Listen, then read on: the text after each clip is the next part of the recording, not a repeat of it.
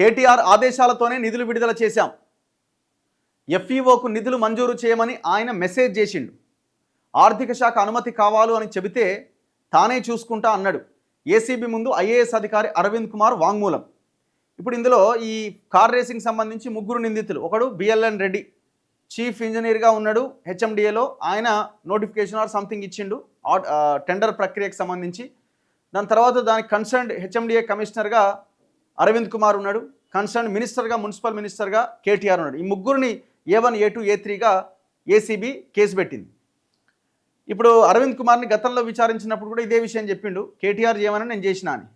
ఇప్పుడు కేటీఆర్ చేయమని నేను చేసినా అంటే హెచ్ఎండిఏ కేవలం 2 కోట్ల వరకు మాత్రమే ఫండ్ ట్రాన్స్ఫర్ చేయొచ్చు ఏదైనా అవసరాలు ఉంటే. 2 కోట్లకు మించితే ఖచ్చితంగా క్యాబినెట్ అప్రూవల్ లేకుండా చేయడానికి వీల్లేదు.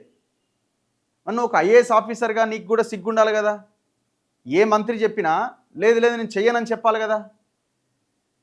క్యాబినెట్ అప్రూవల్ లేకుండా ఇది చట్టం ఎట్లా ఒప్పుకుంటుంది, ఇది తప్పిది, చేయడానికి వీల్లేదు, మున్సిపల్ యాక్ట్ అట్లా ఒప్పుకోదని నువ్వు వెంటనే ఆపాలి కదా.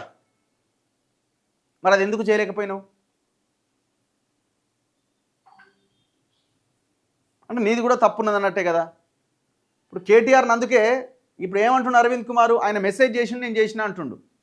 నేను చూసుకుంటా, ఇక నువ్వు వదిలేసేయి, నెక్స్ట్ గవర్నమెంట్ మనదే, దున్నేద్దాం, 50 కోట్లు ఏంది 600 కోట్లు మనకి పోవాలి అని అరవింద్ కుమార్కి కేటీఆర్ చెప్పిండట. అందుకే కేటీఆర్ ఫోన్ తీసుకురా అని అడిగిరు లాస్ట్ టైం. నా ఫోన్ లేదంటుండు. ఎందుకంటే కేటీఆర్ ఫోన్ నుంచి అరవింద్ కుమార్కి మెసేజ్ వచ్చింది కదా. సో కేటీఆర్ ఫోన్ అక్కడ ఎవిడెన్స్ అవుతుంది, కానీ నా ఫోన్ లేదంటుండు.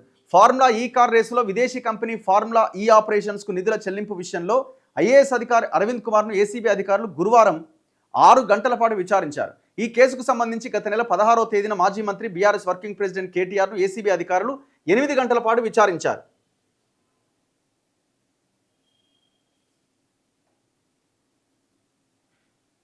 అంతకుముందు నిధుల విడుదలకు సంబంధించి రిలీజింగ్ ఆర్డర్ ఇచ్చిన హెచ్ఎండిఏ మాజీ అధికారి బిఎల్ఎన్ రెడ్డిని ఏసీబీ అధికారులు విచారించారు. నిధుల విడుదల ఏ విధంగా జరిగింది, ఆదేశాలు ఎవరిచ్చారు, నోట్ ఫైల్ తయారైన తర్వాత నిధుల విడుదలకు ఆదేశాలు వచ్చాయా, లేదంటే ఆదేశాలు వచ్చి నిధుల విడుదల జరిగాక ఫైల్ తయారైందా అనే కోణంలో అరవింద్ కుమార్ను ఏసీబీ అధికారులు ప్రశ్నించినట్టుగా తెలుస్తోంది. అప్పటి మున్సిపల్ శాఖ మంత్రి కేటీఆర్ ఆదేశాలతోనే నిధులు విడుదల చేశామని, ఎఫ్ఈఓకు నిధులు విడుదల చేయాలని కేటీఆర్ వాట్సాప్ మెసేజ్ ద్వారా ఆదేశించారని అరవింద్ కుమార్ చెప్పినట్టుగా తెలుస్తోంది. బిజినెస్ రూల్స్ ప్రకారం నిధుల విడుదలకు సంబంధించి ఆర్థిక శాఖ అనుమతి తీసుకోవాలని తాను మంత్రిగా ఉన్న కేటీఆర్కు చెప్పాను. ముందు నిధులు విడుదల చేయాలని, అవన్నీ తాను చూసుకుంటానని కేటీఆర్ అన్నారని అరవింద్ కుమార్ ఏసీబీకి వాంగ్మూలం ఇచ్చినట్టుగా తెలుస్తోంది. 45,71,00,000 నగదును ఇండియన్ ఓవర్సీస్ బ్యాంకు ద్వారా బ్రిటన్ పౌండ్ల రూపంలో ఎఫ్ఈఓకు చెల్లించామని ఆయన వివరించారు. కేటీఆర్ విచారణ తర్వాత అరవింద్ కుమార్ను కూడా ప్రశ్నించడంతో నిధుల విడుదల ఏ విధంగా జరిగిందనే విషయంలో ఏసీబీ అధికారులకు అభిప్రాయానికి వచ్చారట. ఈ కేసుకు సంబంధించి త్వరలో ఛార్జ్షీట్ దాఖలు చేయడానికి ఏసీబీ సన్నద్ధమవుతున్నదట. దొంగలు దొరికిపోయారు, ఏం లేదు అక్కడ.